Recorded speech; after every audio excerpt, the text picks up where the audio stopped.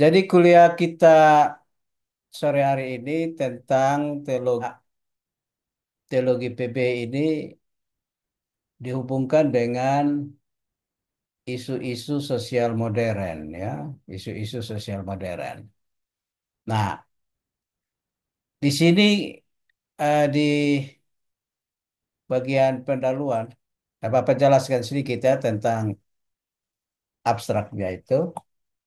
Jadi di sini kita akan melihat bagaimana kontribusi atau sumbangsi teologi perjanjian baru terhadap isu-isu sosial modern, khususnya dalam kaitan dengan demokrasi, ekonomi, dan keadilan sosial. Nah, tulisan Bapak ini akan mendialogkan dengan teks-teks perjanjian baru yang nanti juga dikaitkan dengan pemikiran kontemporer, ahli-ahli kontemporer seperti Sider, Smith, ya, dan Fogg juga Wells dan juga para pemikir Kristen Indonesia lainnya ya, eh, kurun waktu 2025 sampai ke 2010 ya, yang terbaru yang nanti eh, bisa Ananda semua bisa pelajari lebih lanjut nanti di artikel yang nanti Bapak kirim itu. Kita akan melihat bahwa iman Kristen itu bukan hanya berkaitan dengan kehidupan pribadi atau ritual keagamaan, melainkan dia berkaitan dengan masalah-masalah sosial. Paulus dan Tuhan Yesus ya menghadirkan visi komunitas alternatif untuk menentang ketimpangan struktural, di mana Tuhan Yesus misalnya mengutamakan kasih, keadilan, dan solidaritas. Dan kita lihat juga nanti Paulus meneruskan apa yang Yesus ajarkan ini dalam surat-suratnya ya, untuk membahas tentang kasih ya, keadilan, solidaritas, dan lain sebagainya. Nah, tulisan Bapak ini mau menegaskan bahwa demokrasi yang sejati itu harus didasarkan pada etika, kasih, dan tanggung jawab sosial. Ya. Tanpa dasar kasih dan tanggung jawab sosial, maka demokrasi yang dikembangkan itu palsu, ya, munafik. Apalagi kalau di daerah-daerah yang mayoritas Kristen. Ya. Nah, orang Kristen itu dipanggil untuk mentransformasikan bukan hanya individu, tetapi juga struktur sosial, ya, struktur sosial, demi mencerminkan nilai-nilai Injil termasuk dalam konteks gereja, ya, seperti Gemit dan juga di tempat-tempat lain dalam Indonesia Timur yang bergumul ya dengan ketimpangan dan uh, marginalitas historis ya, historis. Marginalisasi apa? Historis, sejarah ya. Nah, kalau kita membaca dengan teliti ya bahwa teologi PB ini hadir di tengah-tengah imperialisme dan ketimpangan ya. Dia hadir di tengah-tengah imperialisme dan ketimpangan. Ya, era di mana krisis sosial dan politik yang kompleks. Teologi perjanjian baru memiliki peran strategis untuk membimbing umat Kristen dalam bersikap terhadap demokrasi, ketimpangan ekonomi, dan keadilan sosial. Nah, isu-isu seperti ini sebetulnya bukan hal baru, tapi telah menjadi perhatian yang mendalam dari Tuhan Yesus semasa pelayanannya di muka bumi dan juga dalam tulisan-tulisan para rasul. Seperti yang kita pelajari ya mungkin di semester 1 dan 2, kekristenan mula-mula itu hidup dalam konteks imperialisme Romawi dan nampak ketimpangan sosial yang tajam. Maka daripada itu, maka pemahaman teologi PB yang relevan dalam konteks kontemporer ini menjadi penting. Pemikiran Folk, ya nanti Bosun sendiri bisa lihat di artikel yang Bapak kirim, dia punya catatan kakinya. Dan para pemikir Kristen lainnya membantu memberikan landasan teologis tentang etika keadilan sosial dan lingkungan. Itu sebagai bagian dari spiritualitas modern. Ya. Nah, dalam konteks Indonesia Timur, ya, khususnya di wilayah pelayanan Gemit, tantangan seperti kemiskinan struktural, marginalisasi wilayah, eksploitasi sumber daya, dan lemahnya partisipasi warga dalam pengambilan keputusan publik, ini benar-benar menjadi isu yang sangat nyata. Teologi PB harus dihadirkan sebagai kekuatan transformatif yang tidak hanya berbicara dalam mimbar-mimbar gereja, tetapi juga menyentuh persoalan-persoalan ketimpangan yang dialami jemaat. Ya. Gemit sebagai gereja kontekstual dipanggil menjadi saksi profetik yang menempatkan nilai-nilai Injil sebagai dasar etis dalam memperjuangkan keadilan dan memperkuat demokrasi lokal berbasis solidaritas komunitas. Ya. Jadi ini konteks kita ya di kawasan Indonesia Timur juga terutama di Gemit. Bagaimana kita lihat pada masalah kekristenan dan demokrasi dalam terang Perjanjian Baru. Perjanjian Baru memang tidak berbicara secara langsung tentang demokrasi modern, namun secara teologis menyajikan dasar-dasar etis, ya, dasar-dasar etis dan spiritual untuk menopang apa yang kita sebut dengan demokrasi. Seperti martabat manusia, kesetaraan atau egaliter itu, dan tanggung jawab bersama. Ya, tanggung jawab bersama. Ya. Jadi tanggung jawab bersama di sini yaitu bagaimana gereja menempatkan diri sebagai agen transformasi sosial. Ya, agen transformasi sosial. Itu Bapak kutip di situ ada terbaru ya eh, dari Kristanto 2003 dan Agut 2024 ya tentang ini apa yang Bapak maksudkan ini ya. Jadi misalnya menurut Kristanto itu teologi perjanjian baru tidak hanya membahas aspek spiritual, tetapi juga memberikan landasan bagi keterlibatan aktif dalam isu-isu sosial seperti demokrasi ekonomi dan keadilan sosial. Gereja menurut Agut ya dipanggil menjadi agen transformasi dalam masyarakat, mencerminkan nilai-nilai kerajaan Allah dalam konteks modern.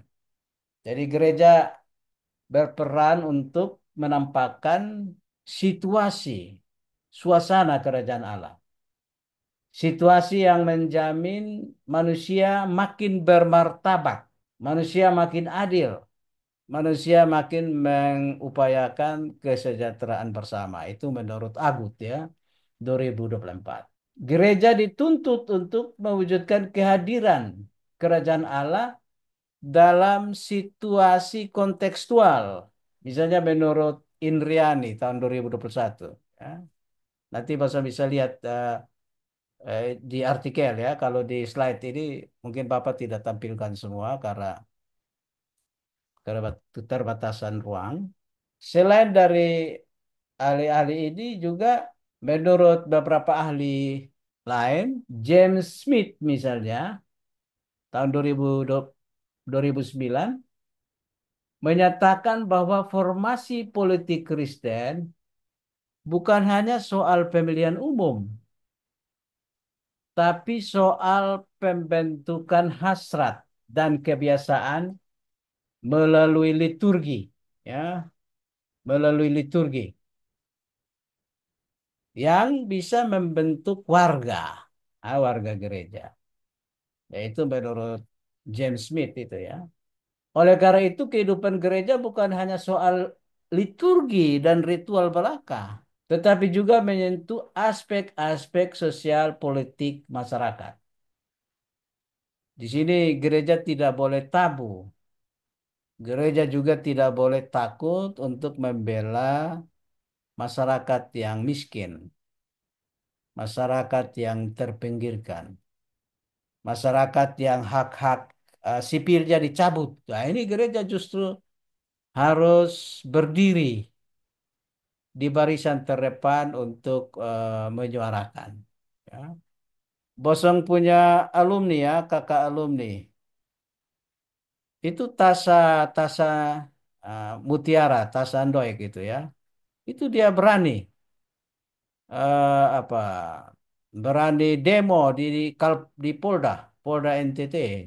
Jadi seorang perempuan, Tasa seorang perempuan berdiri di hadapan puluhan polisi ya dan ratusan orang yang lain dia menyuarakan hak-haknya ya membela kaum marginal terutama perempuan-perempuan yang diperkosa oleh polisi, oleh profesor, oleh siapa saja yang jahat ya, yang predator seksual itu ya. Nah, itu Tasa berdemo menyuarakan keprihatinan itu. Nah, gereja juga justru harus bertindak seperti itu ya.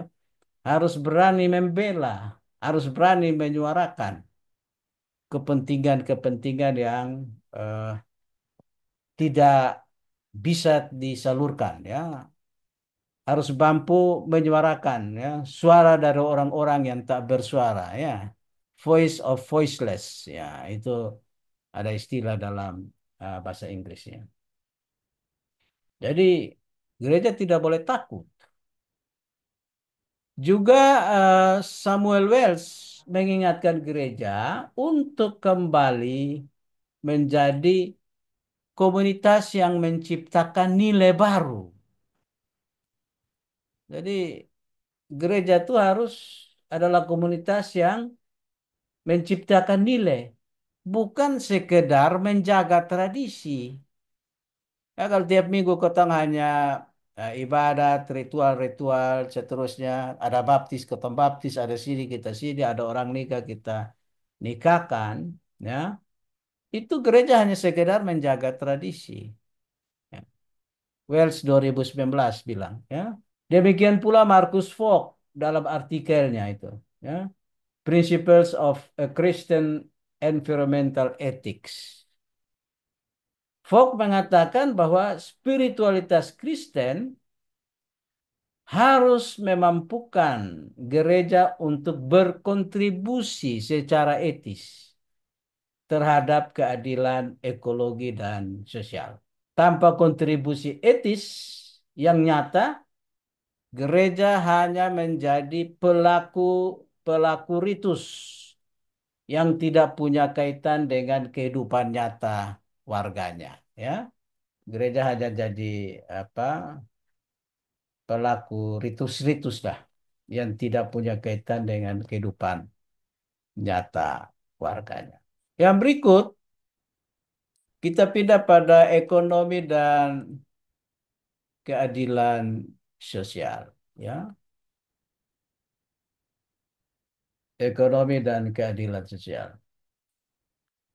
Nah, ini ada banyak ahli yang nanti Bapak kutip ya di artikel itu Pasang bisa baca sendiri. Misalnya menurut Pamuji ya 2024, ajaran Yesus dan para rasul menekankan kepedulian terhadap orang miskin dan kelompok marginal. Ya. Konsep berbagi, konsep solidaritas dan keadilan ekonomi itu menjadi inti dari komunitas Kristen. Itu menjadi intinya. Gereja masa kini dipanggil untuk menantang. Ingat ya, menantang sistem ekonomi yang eksploitatif dan mempromosikan ekonomi yang berlandaskan kasih dan keadilan. Ya, kasih dan keadilan. Pada pihak lain, gereja juga dapat menggali potensi perpuluhan, ya, potensi perpuluhan untuk keadilan ekonomi. Ini seperti yang dikatakan oleh Susilo tahun 2021. Nah, ini menarik ini. Ya. Bagaimana kan dalam gereja itu diajarkan perpuluhan. Nah, ini potensi ini untuk justru mendorong memperkecil ketimpangan dalam bidang ekonomi. Orang kaya membantu orang miskin dan sebaliknya orang miskin membantu orang kaya. Ini adalah satu bentuk hubungan persaudaraan yang sejati, ya, yang saling membantu satu dengan yang lain. Dalam pemikiran ini, sikap solidaritas dan pemberdayaan warga berjalan bersama, ya, dalam membangun sikap simbiosis mutualis yang bernafas Kristiani. Ya. Jadi dalam suasana kerajaan Allah itu orang saling mengisi, bukan orang saling memakan atau menelan satu dengan yang lain. Ya. Ada semacam simbiosis mutualis itu ya.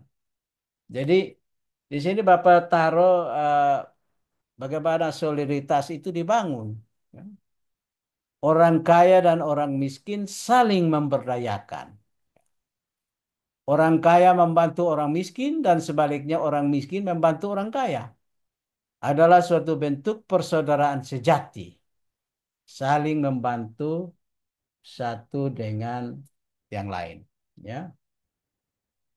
Nah, dalam konteks relasi sosial yang kompleks, hubungan antara orang kaya dan orang miskin ini sering dipahami secara hierarkis, ya, atau dipahami secara timpang. Nah, ini yang keliru ya. Dalam terang iman Kristen, relasi itu justru ditransformasikan, ditransformasikan menjadi hubungan persaudaraan sejati yang saling membantu dan saling memberdayakan. Jadi orang kaya dan orang miskin itu unik, masing-masing punya keunikan, tapi dipanggil menjadi berkat satu bagi yang lain. Ya, karena gereja itu kan tubuh Kristus toh. Tubuh Kristus itu ada yang kuat, ada yang lemah. Rasul Paulus bilang, ada orang kaya, ada orang miskin. Tapi mereka dipanggil untuk menjadi berkat yang satu terhadap yang lain. Membangun solidaritas dan memberdayakan komunitas dalam semangat simbiosis mutualis yang bernafasan kasih Kristus ini ya. Nah, Guterres mengatakan ini yang disebut dengan solidaritas keadilan, ya. Jadi sikap orang kaya membantu orang miskin itu bukan tindakan superioritas atau tindakan pamer, ya, makam puji, ya. Melainkan itu adalah ekspresi keadilan dan cinta. Itu menurut Guterres, ya. Jadi Gustavo Guterres tahun 2010, ya, dalam bukunya A Theology of Liberation tahun 2010 di halaman 92 dia bilang tuh, ya. Solidaritas dalam perspektif Kristen bukan sekadar belas kasihan dari yang kuat kepada yang lemah, tapi sebuah tindakan pengakuan bahwa manusia itu adalah saudara dalam Kristus. Bahwa manusia itu atau gereja itu adalah anggota-anggota tubuh Kristus, ya, dalam pemikiran Paulus. Sikap orang kaya yang membantu orang miskin bukanlah tindakan superior, melainkan ungkapan atau ekspresi keadilan dan cinta kasih. Orang kaya merasa bahwa dia sudah mendapat kasih yang besar dari Allah, berkat yang melimpah dari Allah. Maka sekarang dia ekspresikan dengan membantu saudara-saudaranya yang miskin. Ya, Miller, ya, Miller tahun 2014 mengatakan bahwa sebaliknya orang miskin dengan segala kekayaan spiritual dan nilai solidaritas mereka juga memiliki sesuatu yang penting untuk diberikan kepada orang kaya. Kesaksian tentang ketergantungannya pada Allah, kesaksian tentang kesederhanaan hidupnya, dan kekuatan iman dalam penderitaan. Jadi orang miskin sudah tahan uji menghadapi penderitaan. Di tahan uji mungkin makan satu hari makan satu kali. Di tahan uji untuk ikat perut supaya dia anak bisa sekolah teologi misalnya. Ya. Dia bisa berhemat supaya dia bisa dikasih dipung anak yang sekolah pendeta, buku atau apa. Itu orang miskin sudah biasa menderita tentang itu. Itu kekuatan spiritual yang dimiliki orang miskin. Dan ini menurut Miller bisa menjadi bahan pelajaran bagi orang kaya. Jadi dong saling mengisi, ya, saling mengisi satu eh, dengan yang lain. Menarik ini, ya, apa yang dikatakan oleh Miller, ya. Jadi dalam dunia biologi itu simbiosis mutualis itu berarti hubungan antara dua makhluk. Makhluk hidup yang saling menguntungkan, ya, saling menguntungkan.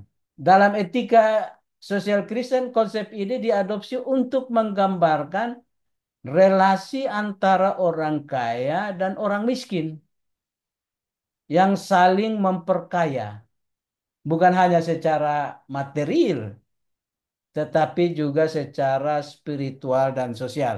Seperti yang Bapak bilang tadi, ya.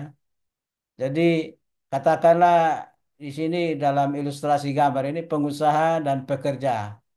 Itu mereka membangun simbiosis mutualisme, bukan saling memakan satu dengan yang lain, ya. Nah, ini eh, menarik, ya, saling memperkaya, ya. Nah, menurut Jane Vanir 2013 dalam bukunya yaitu Community of Growth, dia menegaskan bahwa komunitas sejati terbentuk ketika setiap orang, apapun status sosialnya, diakui martabatnya. Dan ketika yang kuat dan yang lemah saling menguatkan. Ya, yang kuat dan lemah saling menguatkan. Ini Bapak kasih gambar ilustrasi eh, seekor burung dan buaya, ya. Bayangkan buaya itu kan binatang buas. Dalam sekali sekali ayun rahangnya, dia tutup, burung langsung tertelan dengan sendiri.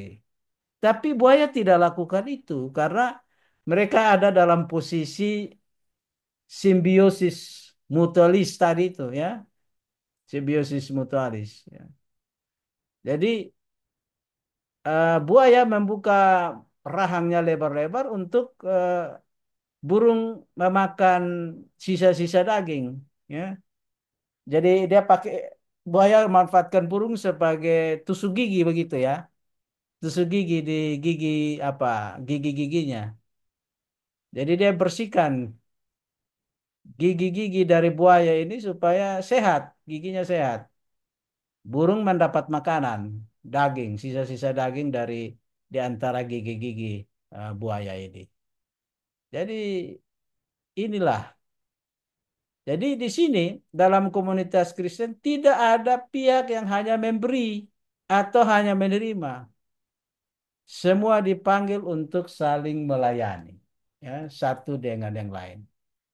Jadi dalam gereja juga begitu, toh. Dalam gereja Kristen.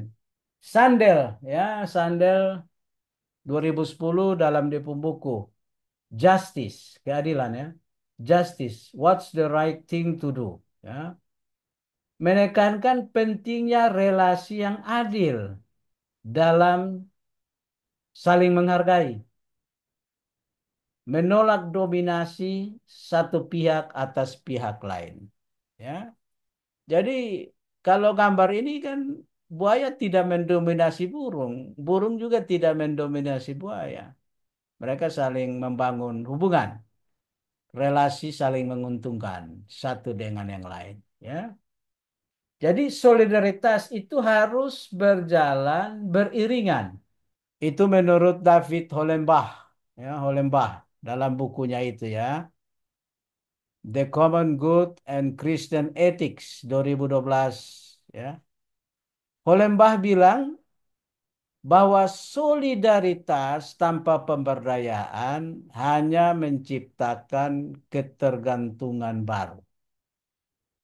Jadi hubungannya simbiosis mutualis ya, misalnya seperti apa lebah dan bunga ya. Lebah mengambil apa sari yang manis dari bunga untuk supaya dia menghasilkan madu. Sekaligus lebah itu membuat penyerbukan, kawin silang supaya bunga itu bisa eh, berkembang ya ada generasi bunga berikut lagi supaya ada penyerbukan satu dengan yang lain. Jadi pohon-pohon bisa berbuah itu karena jasa dari lebah. Mangga yang kita makan tiap bulan September Oktober itu karena jasa lebah. Dia membuat penyerbukan dari bunga-bunga mangga itu. Nah, ini saling menguntungkan itu simbiosis mutualisme. Jadi bukan misalnya seperti cacing dalam anjing, dia sebagai parasit ya. Hubungan tidak sebagai parasit. Atau hubungan yang hanya memanfaatkan saja ya dan lain sebagainya. Tapi dia saling menguntungkan satu dengan yang lain. Jadi itu menurut Hollenbach ya. Solidaritas tanpa pemberdayaan hanya akan menciptakan ketergantungan ya. Oleh sebab itu, bantuan orang kaya kepada orang miskin harus diarahkan pada pemberdayaan. Misalnya membuka akses pendidikan, pelatihan keterampilan, penguatan kapasitas ekonomi, dan pengakuan hak-hak sosial. Ya. Membuka akses jalan raya misalnya, dan lain sebagainya. Dulu sebetulnya marmer di Molo itu kan pernah mau diolah oleh perusahaan tertentu. Tapi para pengusaha kaya ini hanya mau eh, mengisi pundi-pundi mereka sendiri, mengambil keuntungan sebanyak-banyaknya, tanpa memberi sumbangsi bagi masyarakat setempat. Misalnya akses pendidikan, akses jalan, ya, pelatihan keterampilan, penguatan ekonomi, dan lain sebagainya itu tidak dilakukan. Sehingga akhirnya orang Molo marah, protes ya. Nah, protes. Dan akhirnya proyek itu kan dihentikan, ya. Batu apa ya, Nausus ya, Fatu Nausus itu yang eh, banyak marmernya itu akhirnya diberhenti karena memang eh, ada ketimpangan di situ, ada ketidakadilan di situ ya dalam konteks GBIT ya, dalam konteks NTT. Semua relasi hubungan ya antara orang kaya dan orang miskin itu berakar dalam kasih Kristus. Kasih Kristus itu sebagai dasar utama. Dan ini sebagai prinsip hubungan relasi dalam gereja yang sejati. Ya. Kasih Kristus ada sebagai dasarnya. Jadi Hollenbach bilang solidaritas harus memperdayakan. Ya. Sandel bilang relasinya harus adil tanpa dominasi. Vanier bilang pengakuan terhadap martabat semua orang. Ya, martabat semua orang. Nah, ini Paus yang baru saja meninggal ini juga bicara tentang topik ini ya, tentang solidaritas ini. Dan itu Bapak mau angkat kutip ya, sehubungan dengan dia. Dia baru meninggal tapi ada pemikiran dia yang menarik untuk diangkat. Misalnya dia bilang dalam apa terbitan Fratelli Tutti 2020 diterbitkan oleh Libreria Editrice Vaticana ya. Paus Francis ini bilang semua manusia adalah bersaudara dan bahwa ekonomi dan politik harus tunduk pada prinsip kasih yang melindungi martabat setiap orang. Nah, sama dengan Vanier, Pop mungkin menggarisbawahi pemikiran dari Vanier itu. Jadi prinsip kasih yang melindungi dan menghargai martabat dari semua orang. Itu menurut Paus ya, Francis itu. Nah, jadi relasi antara orang kaya dan orang miskin dalam perspektif Kristen adalah panggilan untuk membangun solidaritas. Ya, jadi dia adalah sebuah panggilan untuk membangun solidaritas. Ini bukan hubungan sepihak, melainkan hubungan dua arah yang dipenuhi kasih, keadilan, dan pengakuan martabat manusia. Jadi dalam hubungan ini orang kaya dan orang miskin dipanggil dalam persekutuan yang saling menopang, membangun dunia yang lebih adil dan penuh damai. Ya. Tuhan Yesus sendiri kan secara konsisten bicara tentang kekayaan dan keadilan. Dalam Lukas 4 ayat 18 sampai 19, Tuhan Yesus mengutip Nabi Yesaya untuk menegaskan panggilan dari dirinya untuk memberitakan kabar baik bagi orang-orang miskin. Ya. Dalam Markus 10 ayat 17 sampai 27 juga dia katakan dia menantang orang kaya untuk melepaskan kekayaannya kalau mau mengikut dia, mengikut Yesus. Kalau lu mau ikut beta, lepas jual lalu harta dan bagikan kepada orang miskin. Jadi ini satu tantangan radikal dari Tuhan Yesus ya. Tantangan radikal. Atau panggilan radikal. Kalau mau jadi murid ya ikut panggilan radikal ini. Untuk transformasi ekonomi yang mendasar. Gereja mengaplikasikan kerajaan Allah melalui cara hidup yang cocok dengan kehendak Kristus. Yaitu siap melayani, menyangkal diri, dan memberikan cinta serta memupuk persaudaraan. Ini Bapak kutip dari Sudirman, Ara, dan Septiandri tahun 2024. Juga ada Ron Sider yang menekankan bahwa kekayaan harus dilihat sebagai amanat Allah untuk dibagikan. Kekayaan itu harus di-share, bukan dinikmati secara egois. Ya, jadi di antara bosan ada yang punya potensi jadi orang kaya. Ingat, kalau kaya, kekayaan itu jangan dinikmati secara egois. Sider menyerukan tanggung jawab etis umat Kristen untuk melawan kemiskinan dan kelaparan global melalui gaya hidup sederhana dan advokasi struktural. Ini Sider bicara tahun 2005 ya dalam tulisannya. Nanti Bapak bisa lihat di pojok tulisan di artikel yang nanti Bapak kirim ya. Kasih Kristus itu sebagai fondasi relasi sosial. Ya. 2 Korintus 8 ayat 13 sampai 15 itu menekankan tentang prinsip egaliter tadi itu ya, prinsip kesamaan. Kasih menurut Paus Francis itu di atas politik dan ekonomi. Nah, ini Bapak sengaja pasang gambar catur ya, percaturan politik. Kasih di atas politik dan ekonomi.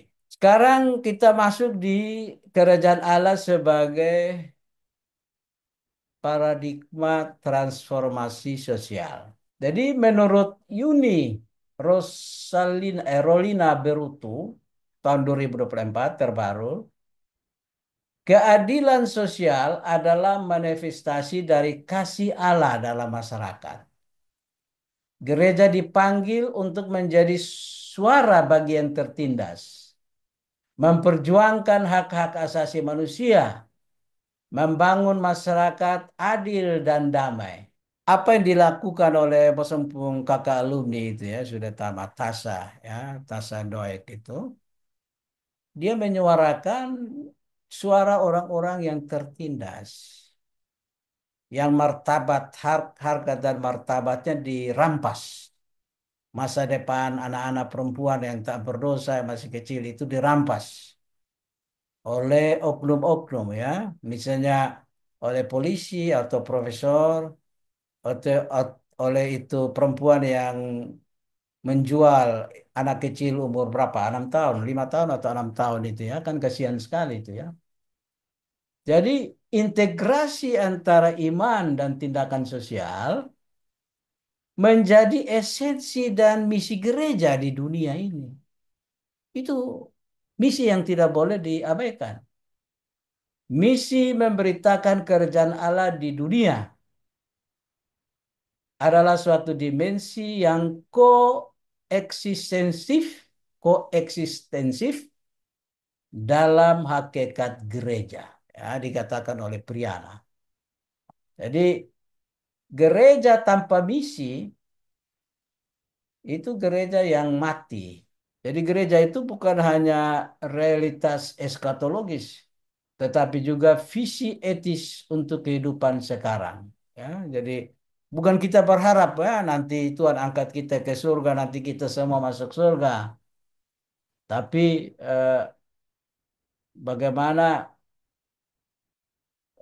kita bersuara, bertindak dalam masa sekarang ini. Dalam Matius pasal 5 sampai pasal 7, melalui khotbah di bukit, Tuhan Yesus menantang norma sosial yang menindas dan menawarkan jalan hidup yang memperjuangkan belas kasih, keadilan, dan kebenaran. Gereja dipanggil menjadi tanda-tanda kerajaan Allah. Ya. Menjadi tanda-tanda kerajaan Allah. Itu panggilan gereja. Untuk membentuk komunitas yang inklusif. Komunitas yang adil. Ya. Komunitas yang penuh kasih. Dan ini harus menjadi misi gereja yang integratif dan kontekstual. Pelibatan generasi muda dalam gereja sebagai wadah konstruksi karakter tanggung jawab penting dilakukan agar misi gereja mewujudkan tanda-tanda kerajaan Allah bisa berkelanjutan. Ini menurut Karoma. Dia punya artikel tahun 2022 ya Karoma. Jadi gereja terpanggil menempatkan diri secara tepat dalam setiap konteks. Jadi bagaimana dia memperayakan pemudanya, bagaimana dia memperayakan anak-anak katekisasi, ya, par dan lain sebagainya supaya meneruskan misi gereja yang integratif dan kontekstual ini. Kita sudah hampir di penghujung ya. Jadi bagaimana dengan konteks Indonesia Timur ya? Jadi wilayah Indonesia Timur ini khususnya NTT terus menghadapi tantangan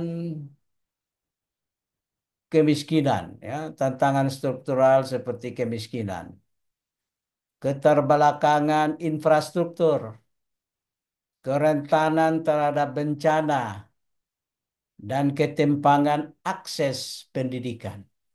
Jadi bagaimana kita lihat anak-anak dari Amfoang sana kalau musim hujan, susah sekali mereka ke sekolah.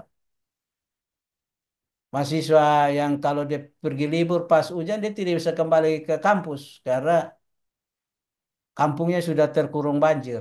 Ya, jalan-jalan, sungai-sungai banyak yang menghambat transportasi darat. Itu Bapak lihat di YouTube atau di TikTok itu bagaimana bis-bis itu harus berjuang melewati banjir ya, sungai yang sementara harus banjir deras, tapi mereka paksa untuk mau lewat, jadi ada trek atau bis yang tenggelam terbawa arus dan lain sebagainya. Ini masalah-masalah yang ada di Indonesia Timur, tantangan kemiskinan ya, keterbelakangan infrastruktur. Ya, dalam waktu yang lama pembangunan hanya fokus di Indonesia Barat. Nanti pada zaman Presiden Jokowi ya eh, sudah ada perhatian kepada Indonesia Timur, terutama NTT, Papua dan lain sebagainya. Ini hal-hal yang menarik ya untuk kita percakapkan. Jadi gereja menurut Quirinus dan Peri 2023 harus berani menampakkan dirinya sebagai gereja kaum miskin. Atau gereja menurut Laksono tahun 2020 itu harus berpihak pada kaum miskin. Dalam konteks ini teologi PB relevan sebagai sumber spiritualitas pembebasan dan transformasi sosial. Penelitian oleh Sri Yulianti dan Samuel Riwukaho ya, 2021 menekankan bahwa pelayanan gereja di NTT perlu bersifat interdisipliner, berakar pada realitas lokal, serta mendorong pembangunan berbasis komunitas. Ya, ini dikatakan oleh eh, Yulianti dan Riwukaho itu ya. Jadi Gemit bagaimana harus relevan, harus kritis, harus berbasis pada kearifan kearifan lokal ya yang kaya. NTT ini kaya ada kearifan lokal orang Timor, orang Rote, orang Sabu, orang Alor, dan kearifan dari berbagai suku bangsa lainnya ya, yang ada di NTT. Ini harus kita gali. Bagaimana dengan sintesis teologi PB? Bagaimana visi kerajaan Allah, solidaritas dan transformasi struktural ini, ya, transformasi struktural ini bisa dihubungkan satu dengan yang lain. Jadi jelas bagi kita bahwa Visi kerajaan Allah itu adalah solidaritas dan keadilan sosial. Ini yang ulang-ulang Tuhan Yesus tekankan ya dalam hampir setiap pengajarannya tentang bagaimana solider dan bagaimana bertindak adil satu dengan yang lain. Teologi Perjanjian Baru ini menyatukan visi profetik dan praksis komunitas dengan menghadirkan kerajaan Allah sebagai realitas etis sosial yang menuntut transformasi relasi antar manusia. Dalam pemikiran Rasul Paulus misalnya, kerajaan Allah bukan masalah makan minum, tetapi soal kebenaran, damai sejahtera dan sukacita oleh Roh Kudus. Nah, kita bisa lihat dalam Roma pasal 14 ayat 17 ya. Roma 14 ayat 17. Ini adalah prinsip teologis yang menantang logika duniawi yang menindas. Rasa solidaritas dapat dilakukan karena ada rasa kasih. Kasih adalah dasar dari persaudaraan antar manusia. Menurut si Tanggang tahun 2024 ya, masih baru ya. Fungsi gereja tidak hanya sebagai persekutuan saja, tetapi mewujudkan misi keselamatan menurut Tutu 2017. Jadi di sini Tuhan Yesus menghadirkan etos yang radikal melalui pelayanannya kepada orang miskin atau kelompok marginal atau kelompok-kelompok tertindas ya. Orang-orang kusta yang ditakuti, dijauhi atau bahkan dikucilkan, justru Yesus hadir di tengah mereka dan menyembuhkan mereka. Nah, ini sesuatu contoh teladan yang luar biasa ya. Dalam sintesis ini, Perjanjian Baru mengundang gereja menjadi tubuh yang mempraktikkan spiritualitas kenosis, yakni pengosongan diri untuk sesama. Ya, tadi waktu Tuhan Yesus bilang, hei orang kaya, kalau mau ikut saya, jualah hartamu, kosongkan. Itu pengosongan diri itu untuk sesama. Jual harta untuk dibagikan kepada sesama. Nah, ini spiritualitas kenosis. Pengosongan diri demi keadilan yang lebih besar. Filipi pasal 2 tuh, ayat 5 sampai 11. Dengan demikian pendekatan PB adalah pendekatan kristologis, pneumatologis dan komunitarian yang menegaskan peran gereja dalam mengatasi struktur dosa dalam masyarakat. Tuhan Yesus hadir mendampingi dan menolong orang-orang kecil yang terpinggirkan dan marginal menurut Perhusib 2019. Mewujudkan kerajaan Allah bukan soal nanti di masa yang akan datang, tapi kini dan di sini menurut Simbanjuntak dan Siagian 2021. Jadi dalam terang teologi PB, transformasi sosial bukan dimulai dari revolusi struktural semata, tetapi dari pertobatan komunitas yang merespon seluruh Injil. Ya, jadi pertobatan itu penekanan penting. Pembicaraan Paulus tentang tubuh Kristus 1 Korintus 12 mencerminkan visi gereja sebagai komunitas yang interdependen, di mana yang lemah mendapat perhatian khusus. Ya, 1 Korintus 12 itu. Tuhan Yesus mempraktikkan kehadiran kerajaan Allah secara kontras dengan struktur kekuasaan samanya, menawarkan narasi pembebasan dan penyembuhan, bukan menawarkan dominasi dan kekerasan. Nah, ini menurut Vogt 2016. Gereja mesti memiliki strategi untuk mencakup integrasi antara harapan eskatologis dan tanggung jawab sosial kontekstual, mengutamakan kerjasama lintas sektoral dan pemanfaatan teknologi modern untuk memperkuat misi gereja.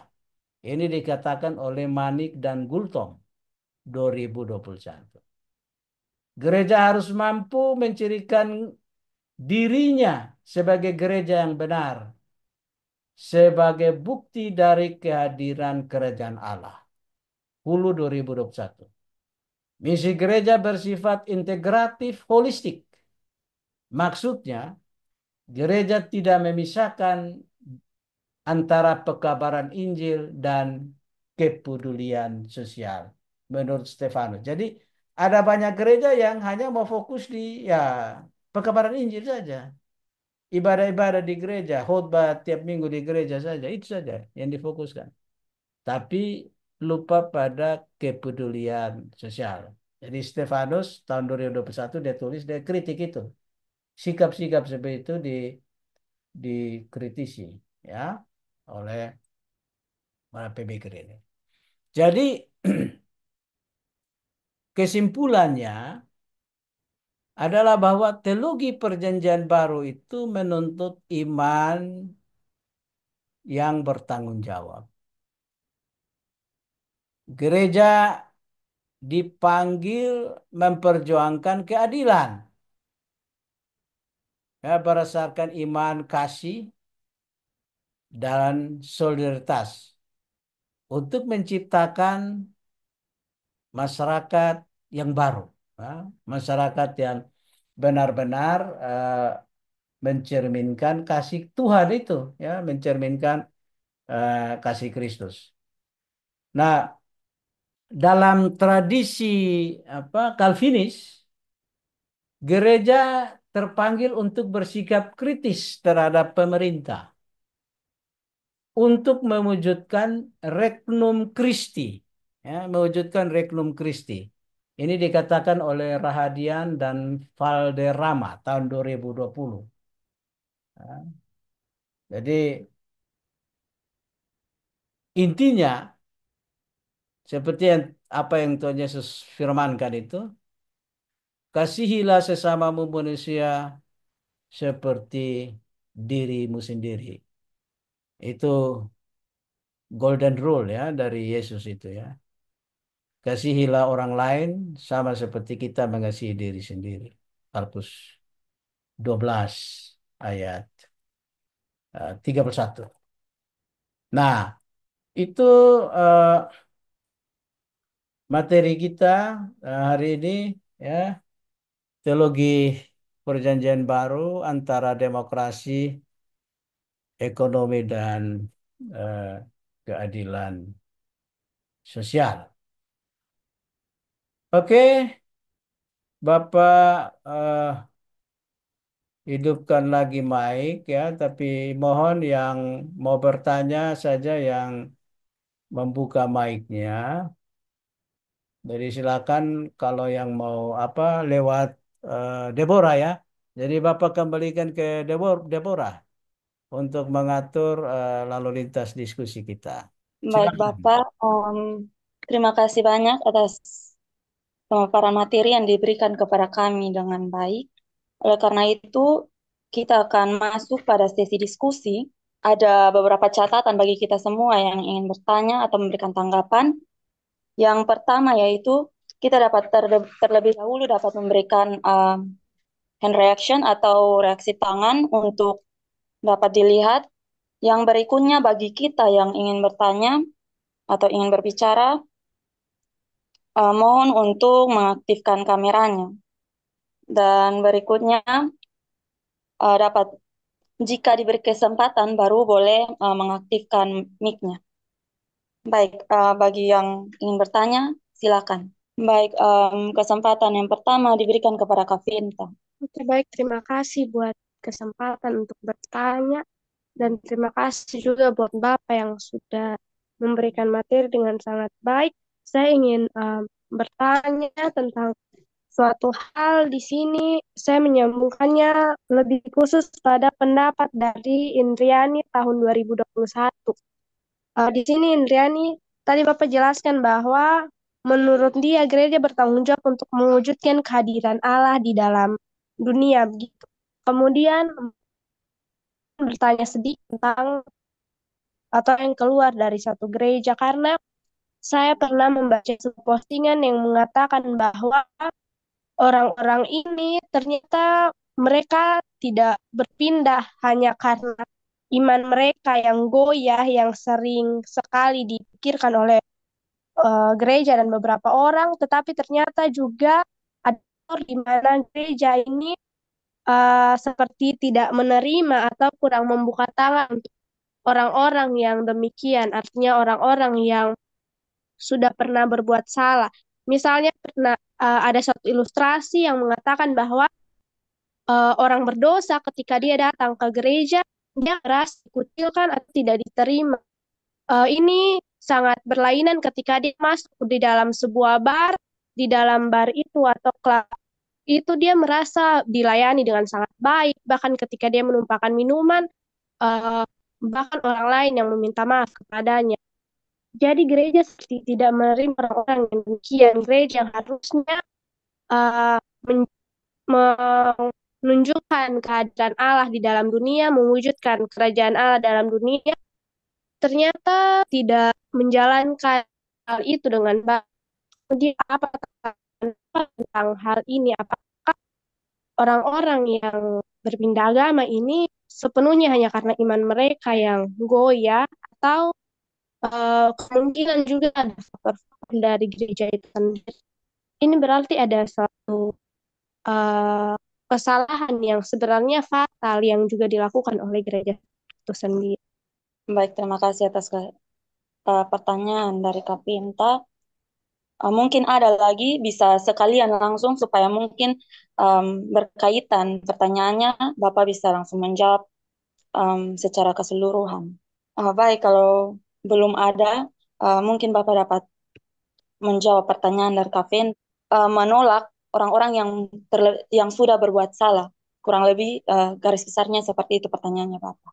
Ya, oke. Silakan. Jadi baik, moderator Debbie ya. Karena hanya satu orang, berarti kita hanya cukup satu babak ya. Karena kita selama presentasi tadi Bapak cukup lama itu sebetulnya kesempatan untuk menulis pertanyaan atau memikirkan apa yang mau ditanyakan.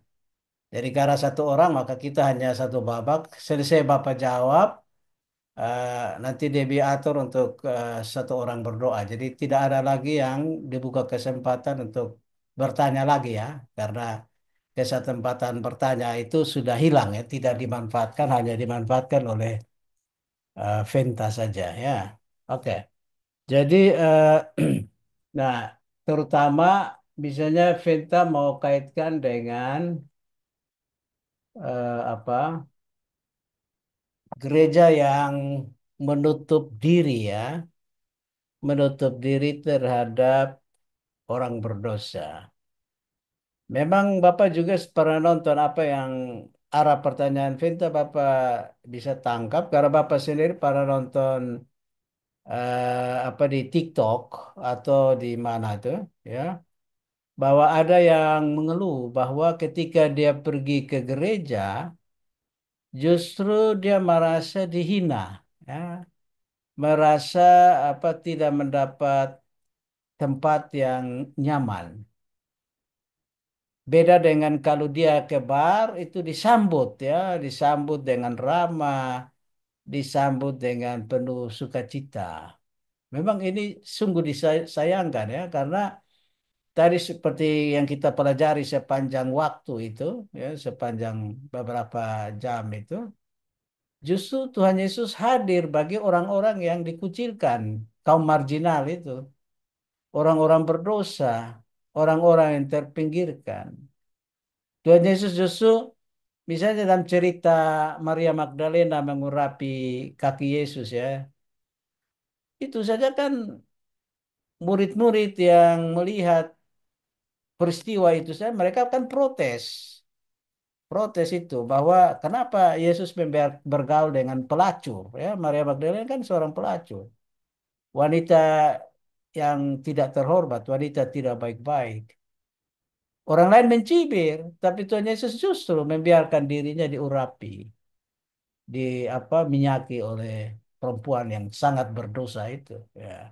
Inilah, jadi gereja sangat disayangkan ya, seperti yang Venta bilang itu kalau gereja justru menutup diri terhadap orang-orang berdosa, orang-orang yang justru membutuhkan eh, dukungan, orang-orang yang membutuhkan simpati, orang-orang yang membutuhkan tempat untuk mereka curhat segala permasalahan mereka. Nah, memang ada juga gereja tertentu atau pendeta-pendeta tertentu yang malah secara kasar ya. Bapak pernah dengar ada pendeta yang eh, maki bahwa ada perempuan yang pergi gereja pakai pakaian sundal. Iya toh, bosan mungkin pernah dengar ada pendeta yang berkhutbah seperti itu. Kan kasihan sekali itu ya. Itu sudah ada semacam diskriminasi dalam gereja ya. Jadi ada perempuan yang pergi gereja pakai pakaian sundal, pakaian pelacur. Kan kasihan sekali. Kata-kata yang kasar, kata-kata yang sangat brutal ya menurut Bapak itu khotbah yang sangat brutal itu ya. Nah, bukan hanya khotbah atau kata-kata kita yang brutal, tapi memang kadang-kadang sikap-sikap kita di gereja juga sangat brutal dan itu menutup pintu bagi pertobatan. Orang yang mau datang bertobat, justru dia akan lari tambah, dia bangun lari. Ya kan, Venta? Dia akan lari tambah kalau mendapatkan perlakuan yang tidak simpati atau tidak manusiawi. Jadi itulah maka gereja itu adalah terbuka bagi semua orang. Tidak boleh ada diskriminasi satu dengan yang lain. Ya, di Bapak punya video, kalau pasang ada ikuti Bapak punya video, kalau sudah subscribe pasti dapat itu. Apalagi yang pakai tanda lonceng. Tiap kali Bapak buat video baru, Bapak akan dapat apa pemberitahuan. Nah, itu Bapak khotbah tanggal 6 April di Kota Baru itu ada bagian bahwa di mana gereja itu harus adalah komunitas untuk semua orang tanpa ada diskriminasi satu dengan yang lain ya. Gereja yang terbuka, gereja yang berani memberitakan keadilan dan kebenaran. Jadi kalau ada gereja yang bersikap seperti yang Vinta bilang itu, maka itu dia mempraktekkan ketidakadilan. Dia tidak menempatkan kasih sebagai dasar. Ya tadi kan ada satu gambar yang Bapak berikan itu kasih sebagai dasar itu, ilustrasi itu ya, sebagai dasar bagi kita. Penghargaan terhadap martabat ya. Jadi sejahat-jahatnya orang ya, itu orang punya harkat dan martabat. Tidak bisa kita seenaknya membuat diskriminasi itu. Bapak share ini apa dalam kaitan apa yang Venta bilang ini ya. Prinsip gereja sejati. Jadi kalau tadi apa yang gejala yang Venta lihat itu adalah dong mempraktekkan prinsip gereja palsu, prinsip gereja yang brutal, menolak orang-orang yang berdosa. Seharusnya kita mempraktekkan atau mengupayakan prinsip gereja sejati itu. Ada solidaritas, solidar orang berdosa. Menurut Hollenbach, justru kita kalau dia datang justru kita solider dan memberdayakan dia untuk bertobat, toh. Kalau dia sudah datang, kenapa kita harus menutup pintu? Justru ada kesempatan untuk pastoral dan pemberdayaan terhadap dia, menurut Hollenbach. Ya. Jadi kita membangun relasi yang adil. Kita mengakui martabat orang lain, ya, menurut Vanier itu. Dasarnya itu pada Kristus itu, kasih Kristus itu sebagai dasar. yang paling utama. Jadi harus ya orang Kristen harus Bosong sebagai calon-calon pendeta di masa depan ya harus mempraktekkan prinsip gereja sejati ini, bukan prinsip gereja palsu. Oke. Jadi demikian yang bisa Bapak jawab untuk eh, Venta. Terima kasih Venta. Ya, Deborah, Bapak kembalikan dan ya kita akhiri pertemuan kita. Baik, terima kasih Bapak atas jawaban atau tanggapan yang telah diberikan atas pertanyaan yang diberikan Kak Vinta. Sebagai penutup perkuliahan kita malam ini, catatan bagi kita semua bahwa kita sebagai umatnya dalam hal ini warga gereja, terkhususnya warga Gemit, haruslah bertanggung jawab dengan menempatkan diri dalam menjadi agennya demi terciptanya perubahan besar dalam masyarakat, di mana bukan sekedar melaksanakan liturgi atau ritual-ritual semata, tetapi juga harus turut memperhatikan nilai-nilai keadilan yang peduli terhadap kelompok-kelompok termarginal atau yang mengalami ketidakadilan demi tercapainya nilai demokrasi yang tentunya sesuai dengan kehendaknya, di mana tanpa membeda-bedakan satu sama yang lain, sebab semuanya sama di hadapannya dengan setiap keunikan yang dimiliki. Dengan begitu, solidaritas dapat tercipta tanpa adanya penyimpangan yang tentunya di dalam kasih Kristus, Kristus itu sendiri. Baik demikian perkuliahan kita malam ini. Oleh karena itu, untuk menutupnya, saya meminta kesediaan dari satu saudara untuk memimpin kita dalam doa. Saya meminta kesediaan dari Kakak Hermanus Ratuke. Baik Bapak dan saudara-saudara sekalian, sebelum kita menutup perkuliahan kita pada malam hari ini, mari kita satu hati dalam doa. Kita berdoa. Bapa kami yang di surga, kami sangat bersyukur kepadamu ya Tuhan, bahwa atas kasih-Mu yang telah menuntut kami, sehingga pada saat ini ya Tuhan, perkuliahan kami boleh berjalan sesuai dengan kehendak-Mu ya Tuhan. Apapun yang kami dapat, apapun yang Bapak terangkan buat kami pada malam hari ini, kiranya boleh menjadi rema dalam kehidupan kami untuk kami belajar, untuk menjadi bekal bagi kehidupan kami di masa depannya. Kini tibalah saatnya kami akan menyelesaikan kuliah kami pada malam hari ini. Mari Tuhan menolong kami satu persatu agar aktivitas selanjutnya kami boleh bekerja sesuai dengan kehendak. Ini doa kami, ini sembahyang kami. Dalam nama Tuhan Yesus kami berdoa.